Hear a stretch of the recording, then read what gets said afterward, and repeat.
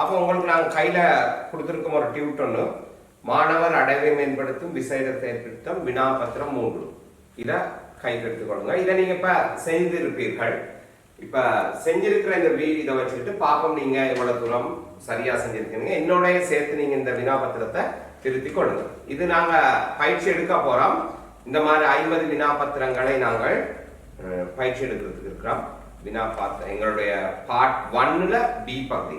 அப்ப முதலாவது பாப்போம். முதலாவது கேள்வி சொல்றாங்க,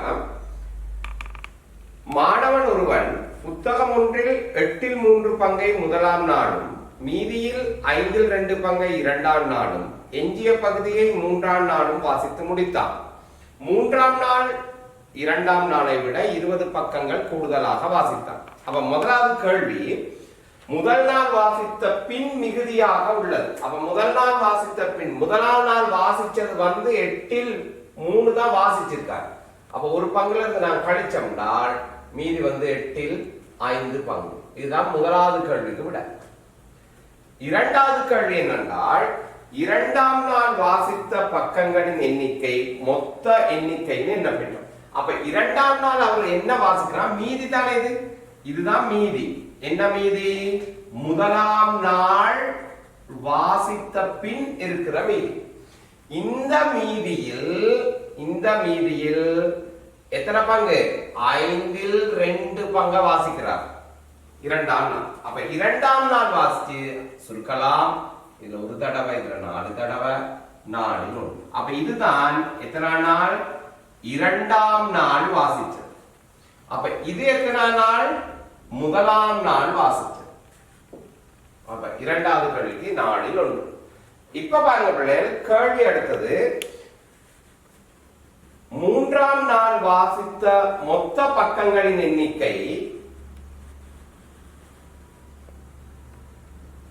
கேட்கிறாங்க. இப்ப பாப்போம், 3ஆம் நாள் வாசித்த மொத்த பக்கங்கள். 3வது கேள்வி வருவோம். 3ஆம் நாள் அவர் வாசிச்சிருக்கிற மொத்த பக்கங்கள் 20. கணக்குல தரவா தந்திருக்கு. 20 பக்கம் வாசிச்சிருக்கார். அப்ப நாம பாப்போம் 3ஆம் நாளுக்குரிய பின்னம் எப்படி வருது. அப்ப முதலாம் நாள் வாசிச்சது 8/3, 8/5 மிஞ்சிச்சு. 8/5 5/2 பண்ண 4. அப்ப 2ஆம் நாள் இது வாசிச்சிருக்கார். அப்ப 2 தினங்களும் வாசித்து முடித்த பின்னங்கள் கூட்டினால் அதுல மொத்தத்துல கழிப்போம். கழிச்சா உங்களுக்கு தெரியும் 8. இத சமவெளி பின்னமா மாத்துவோம். 2ஆல பெருக்குவோம். பெருக்கினால் 1 சய 8/3 சக 8/2. மிச்சம் 8/5. அதை விட 8/3 பங்கு. இதுதான் 3ஆம் நாள் வாசித்தது. 3ஆம் நாள் வாசித்தது. இப்ப 3ஆம் நாள் வாசிச்ச பின்ன பக்கம், 3ஆம் நாள் பின்னம் 8/3. இப்ப 4வது கேள்வி, புத்தகத்தில் உள்ள மொத்த பக்கங்களின் எண்ணிக்கை. சாரி, இங்க 3ஆம் நாள் வாசிச்சது இல்ல. இது 3ஆம் நாள். இப்ப திருப்பி சொல்றாங்க, 3ஆம் நாள் வாசிச்சதும் 2ஆம் நாள் வாசிச்சதுக்கு இடையிலான வித்தியாசம் எவ்வளவாம்? 20 பக்கங்கள். அப்ப நாங்க பாப்போம், 3ஆம் நாள் வாசிச்சது 2ஆம் நாள் வாசிச்சது 4/1. 3ஆம் நாள் வாசிச்சது 8/3. இது ரெண்டோட வித்தியாசம் எத்தனை பக்கம்? 20 பக்கம்.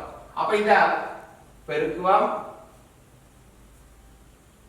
பெருக்கினால் 8/2 சய, சாரி மாறி 8/3 சய 4/1 சமன் 20 பக்கம். அப்ப இத 2ஆல பெருக்கி விடுவீங்க. 8/3 சய 8/2 விட 8/1 பக்கம் அதாவது 8/1 பங்கு 20 பக்கம். அப்ப 8 பங்கு எப்படி இருக்கும்? அப்ப 8/1 தர x சமன் 20 என்றால் x சமன் இங்க பெருக்கினா எத்தனை பக்கம்? 160 பக்கம்.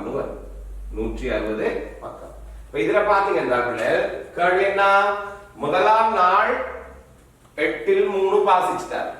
அப்ப முதலாம் நாள் 8/3 வாசிச்சால் மிச்சப்படுறது 8/5 மிச்சப்பட்டது. அதுக்கு பிறகு மீதியின் 5/2 மீதியை 5ஆ பிரிச்சு 2 பங்கு. அப்ப 5ஆ பிரிச்சு 2 பங்குண்டா சுருக்குனா இரண்டாம் நாள் வாசிச்சது இவ்வளவு. அப்ப முதலாம் கேள்வி இரண்டாம் கேள்வி ஓகே. இப்ப மூன்றாம் நாள் வாசிச்ச பக்கத்தை கேட்கிறாங்க. மூன்றாம் நாள் வாசிச்ச பக்கம் என்றால் நாங்க முதலாம் நாள் வாசிச்சதையும் இரண்டாம் நாள் வாசிச்சது கூட்டி மொத்தத்துல கழிக்கணும். அதனாலதான் 8/3 4/1 கூட்டி மொத்தத்துல கழிச்சா 8/3 பங்கு வருது. இப்ப மூன்றாம் நாளுக்கும் இரண்டாம் நாளுக்கும் இடையிலான வித்தியாசம் 20 பக்கங்களாம். அப்ப மூன்றாம் நாள் வாசிச்சது 8/3 பங்கு, இரண்டாம் நாள் வாசிச்சது 4/1. அப்ப அதுல இருந்து கழிப்போம். பகுதி என்ன சமப்படுத்தினா மாத்துவாங்க. இதை மாத்து நான் 2ஆல பெருக்கி விட்டுருக்கீங்க. ஆக 8/1 பங்கு. இங்க பாருங்க, ஒரு பங்கு 20க்கு சமம். அப்ப 8 பங்கு மனதால எடுக்கலாம் 160. அல்லது 8/1 தர x = 160 x இங்க பெருக்கப்படுற எத்தனை 160 பக்கங்கள். சரி, இதை நீங்க என்ன செய்யுங்க, பார்த்து திருத்தி டவுட் கிளியர் பண்ணிக்கணும். பாப்போம் இரண்டாவது கணக்கை பார்ப்போம். இரண்டாம் கணக்கு உங்களுக்கு தெரியும், கூட்டுத்தரவு. கூட்டுத்தரவு கணக்குல ஒரு சதுரம் ஒன்றும் 2 ஆரைச்சிலைகளும் ஒன்றுடன் ஒன்று உருவாக்கப்பட்டு ஒரு அடைப்பிதழ் உருவாக்கப்பட்டது. அப்ப ஒரு அடைப்பிதழோட வடிவம் தான் இது. அப்ப இது ஒரு சதுரம். அப்ப சதுரத்துல இங்கால ஒரு 45 பாகை ஆரைச்சிலையும் இங்கால ஒரு 45 பாகை ஆரைச்சிலையும் இருக்கு. இந்த ஆரைச்சிலையோட ஆரை 7 சென்டிமீட்டர். முதலாவது கேள்வி கேட்கிறாங்க, சதுரத்தின் ஒரு பக்க நீளம் யாது? முதலாவது சதுரத்துல ஒரு பக்க நீளம். அப்ப உங்களுக்கு தெரியும் இது ஆரைகள் வட்டத்துல சமன் தானே. அப்ப இது 7 சென்டிமீட்டரா இருந்தா இதுவும் 7 சென்டிமீட்டர். ஆகவே சதுரத்துல ஒரு பக்க நீளம் 7 சென்டிமீட்டர். அது பிரச்சனை இல்லை. அடைப்பிதழின் சுற்றளவை காண்க. அப்ப கூட்டுத்தளவோட சுற்றளவு காண போற நேரங்கள் உங்களுக்கு தெரியும் இந்த மேலு இதுவும் மேலு தெரியும். சதுரத்துல ஒரு பக்க நீளம் இருந்தால் இதுவும் 7 சென்டிமீட்டர், இதுவும் 7 சென்டிமீட்டர். ஓகே, இப்ப எங்களுக்கு இந்த வில் வேணும், இங்கால இந்த வில் வேணும். அப்படி இருந்தா இந்த நீளம் தெரியும், இந்த நீளம் தெரியும், இது எல்லா நீளத்தையும் கூட்டினா அது சுற்றளவு வரும். அப்ப வில்ல காண்றதுக்கு நாம போடுவோம் 2 விற்கள் இருக்கு. இந்த வில்லும் இந்த வில்லும் நீளத்துல சமனா இருக்கணும். ஏன் ஆரைச்சிலை கோணமும் சமனா இருக்கு, ஆரையும் சமனா இருக்கு. ஆகவே 360 மேல் 45 தர 2πr. என்ன செய்யலாம், 365 எத்தனை இருக்கு 4 8. அப்ப 2 தர 1 கீழ் 8 தர 2 தர 22 கீழ் 7 தர 7. இத ரெண்டால சுருக்கலாம் 4 2 இதையும் சுருக்கலாம் 11 இதையும் சுருக்கலாம். அப்ப 11 சென்டிமீட்டர். கவனமா இருக்கணும், 11 சென்டிமீட்டர் இது இதுவும் சேர்ந்து. அப்ப இது 5.5 இருக்கும், இது 5.5 இருக்கும். அல்லது தனியா ஒண்ண கண்டுட்டும் செய்யலாம், பிரச்சனை இல்லை. அப்ப மொத்த சுற்றளவு கண்டால் அப்ப காணுவோம், இந்த இடத்துல இருந்து எழுதுவோம் 7 சென்டிமீட்டர் சக 5.5 சக 7 சென்டிமீட்டர். 7 centimetre 5.5 centimetre. இது 7 சென்டிமீட்டர், இதுவும் 7 சென்டிமீட்டர், இது ஒரு 5.5 சென்டிமீட்டர் சக 7 சென்டிமீட்டர். அப்ப 7 எத்தனை இருக்கு 1 2 3 4 28 39 சென்டிமீட்டராக இருக்கும். 39 சென்டிமீட்டர். அடுத்தது 2 ஆரைச்சிலைகளிலும் பரப்பளவு காண சொல்றாங்க. அப்ப பரப்பளவுக்கு எங்களுக்கு தெரியும் பை ஆர் வர்க்கம். இங்க இருக்கு 360 மேல் 45. எத்தனை ஆரைச்சிலை 2 கேட்கிறாங்க. ஆகவே 2 தர இத பிரிச்சா 1 8 1 கீழ் 8 தர 22 கீழ் 7 தர 7 தர 7. இதையும் சுருக்கலாம், இதையும் சுருக்கினா 4 11 இது சுருக்கினா 2. ஆகவே 77 கீழ் 2 38.5 சென்டிமீட்டர் வரும். அதான் பரப்பளவு. அப்ப இது 2வது கேள்வி, இது 3. 4வது கேள்வி கேட்கிறாங்க, 2 ஆரைச்சிலைகளின் பரப்பளவு சதுரத்தின் பரப்பளவா கூடி. இதுல எதுல பரப்பளவு, இந்த 2 பரப்பளவை விட இது கூடவா குறைவான்னு கேட்கிறாங்க. அப்ப சதுரத்துல பரப்பளவு உங்களுக்கு தெரியும் தானே. சதுரத்துல பரப்பளவு 7 சென்டிமீட்டர் தர 7 சென்டிமீட்டர் எவ்வளவு 49 சென்டிமீட்டர் வர்க்கம்.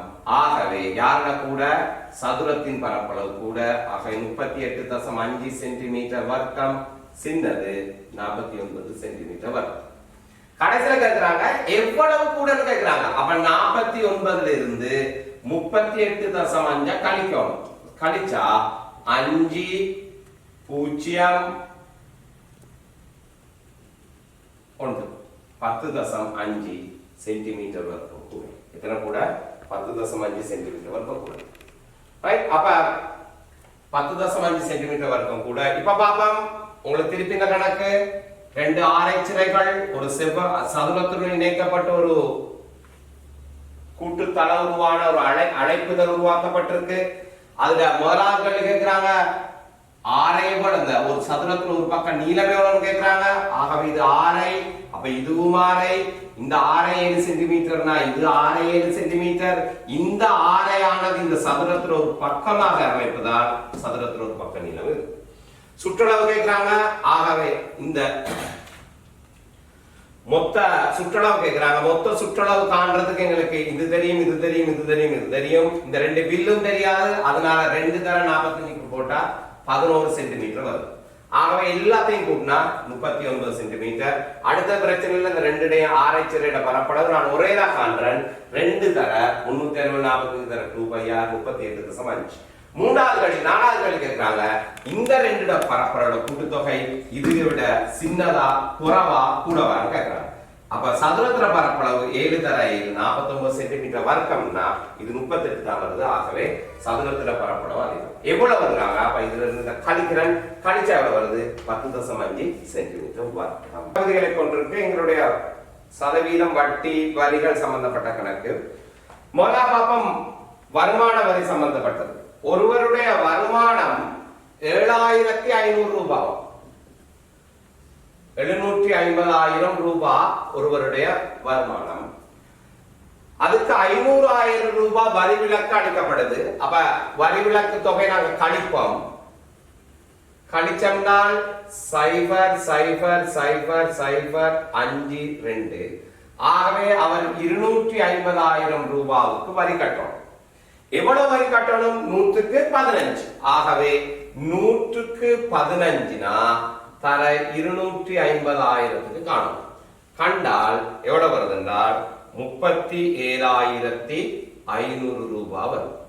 அப்ப இவர் வரி கட்டணும் இருக்கு. அப்ப உங்களுக்கு தெரியும் என்னைக்கும் வரி விலக்கு தொகையை கழிச்சுட்டு தான் மீதிக்கு தான் நாங்க வரியை பார்ப்போம். ஆனா ரெண்டாவது சொல்றாங்க இறக்குமதி செய்யப்பட்ட கடிகாரம் ஒன்றுக்கு 20% தீர்வை செலுத்தப்பட வேண்டும். தீர்வை செலுத்திய பின் கடிகாரத்துல வரி எவ்வளோ பெருமதி சொல்றா. கடிகாரத்துல பெருமதி 9,600 ரூபாய். கேள்வி கடிகாரத்து தீர்வை செலுத்த முன்பு கடிகாரத்துல பெருமதி. அப்ப நாங்க என்ன சொல்லுவோம்? 100 ரூபாய் பொருளை எவ்வளவு கொடுத்திருக்கணும்? 120 ரூபாய். எக்ஸ் சமன் நாங்க வளமையா போடுறோம் பின்னர். அப்ப இதை சுருக்கலாம். ஆக 12x சமன் தர 10. இது எங்கால பெருக்க. அப்ப 12ஆல ரெண்டு பக்கம் பிரிச்சு விட்டீங்கன்றால் இது 8. ஆக x சமன் எவ்வளோ?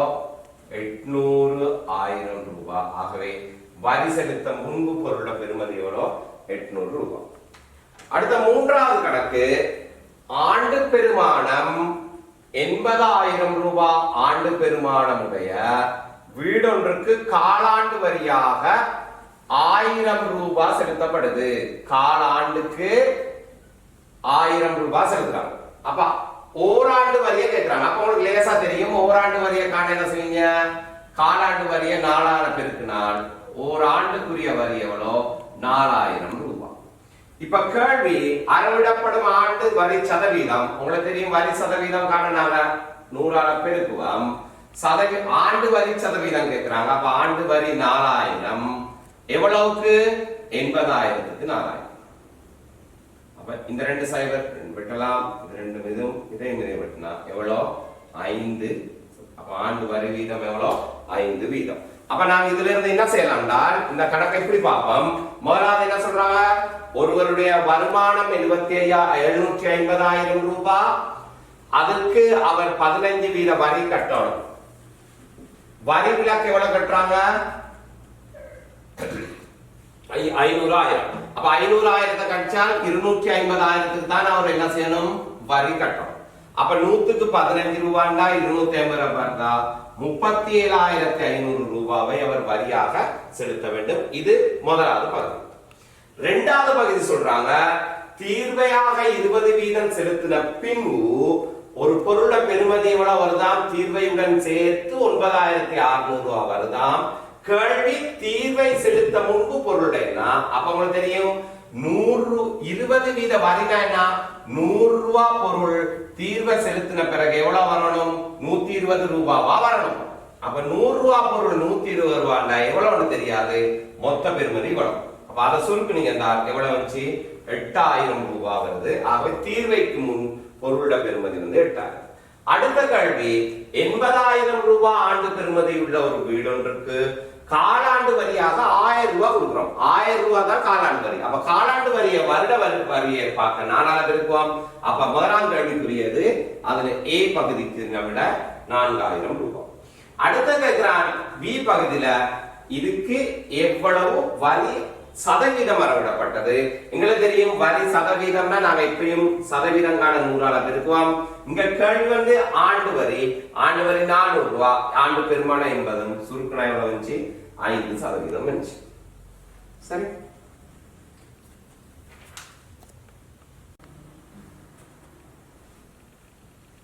சரி. 4வது கணக்குக்கு வருவோம். 4வது கணக்கு எங்களோட புள்ளி விவரம் வட்டவரை சார்ந்தது. பாடசாலை ஒன்றில் சிற்றுண்டி சாலை குறித்த நாளில் காலை உணவுக்காக ஒவ்வொரு உணவையும் பெற்ற மாணவர்களின் எண்ணிக்கை பற்றிய தகவல்கள் வட்டவர்கள். அப்ப பான் சாப்பிட்டு இருக்காங்க, அப்பம், சோறு, சுருளப்பம், வேறு வகை உணவு சாப்பிட்டாங்க. அப்பம் சாப்பிட்ட மாணவர்களின் எண்ணிக்கையின் 2 மடங்கினர் சோறு சாப்பிட்டாங்க. அப்பம் சாப்பிட்டதுல 2 மடங்கு சோறு சாப்பிட்டுனா இந்த ஆராய்ச்சி கோணம் இதுல எத்தனை மடங்கா இருக்கணும்? 2ஆ இருக்கணும். ஆகவே சோறு சாப்பிட்டவங்களோட பாகை எத்தனையா இருக்கணும்? 120. அப்ப இத கண்டுட்டோம். எத்தனை பாகை? 120 பாகை. முதலாவது கணக்கு சரி. இரண்டாவது, அப்பம் சாப்பிட்ட மாணவர்களின் எண்ணிக்கை 8 எனின் அச்சுற்றுண்டு சாலையில் காலையில் உணவு கொண்ட மொத்த மாணவர்கள் எண்ணிக்கை காட்டுறாங்க.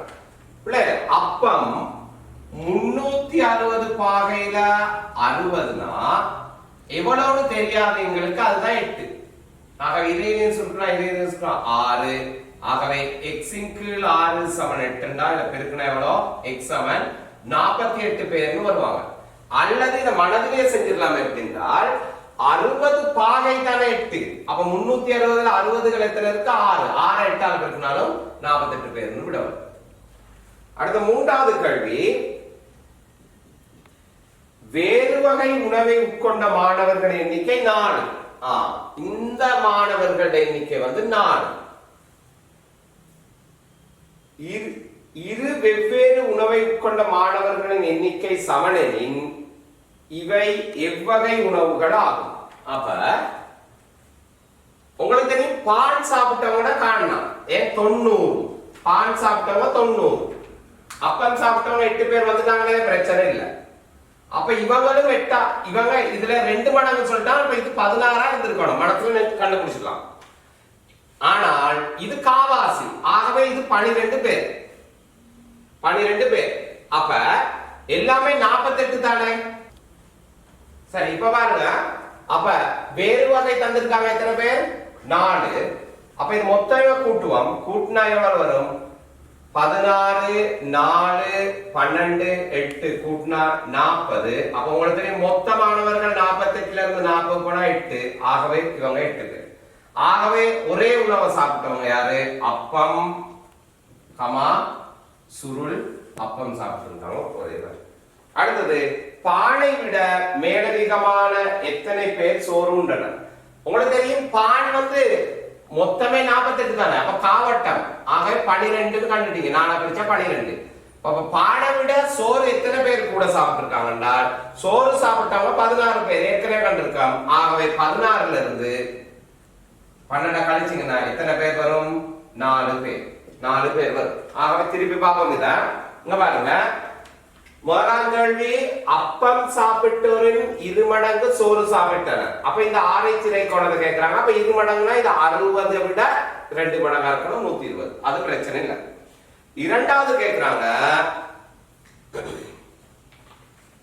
என்னென்றால் அப்பம் சாப்பிட்டவர் 8 பேரா இருந்தா மொத்தம் மாணவரை தர. அப்ப உங்களுக்கு தெரியும் 360க்கு 60 பாகை தர x = 8 என்றால் மொத்த மாணவர்கள் 48 பேர் கணக்கு.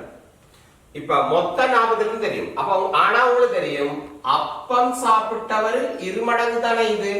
ஆகவே இது 16 கணக்கு. பான் 90 பாகை. அப்ப உங்களுக்கு இலகுவா காணலாம். மொத்தம் 48ல 90னா 4 மடங்கு. ஆகவே 4ஆல பிரிச்சீங்கன்னா 12. இப்ப வேறு வகை 4. அப்ப இது அவ்வளத்தையும் கூட்டினால் எவ்வளவு வருது? 40 வருது. ஆகவே சுருளப்பம் சாப்பிட்டவங்க 8 பேர். இப்ப சுருளப்பமும் அப்பமும் எத்தனை பேர் சாப்பிட்டு இருக்காங்க? 8 பேர் சாப்பிட்டு இருக்காங்க. ஆகவே சம அளவு உண்டவர்கள் எண்ணிக்கை சுருளப்பமும் அப்பமும். இரண்டாவது கேட்கிறாங்க சோறை விட பானை விட சோறு எத்தனை பேர் கூடுதலா சாப்பிட்டு இருக்காங்க. அப்ப சோறு சாப்பிட்டது 16 பேர், பான் சாப்பிட்ட 12. அப்ப 16ல இருந்து 12 கழிச்சிங்கன்னா எத்தனை வரும்? 4 பேர் வரும். சரிதானே?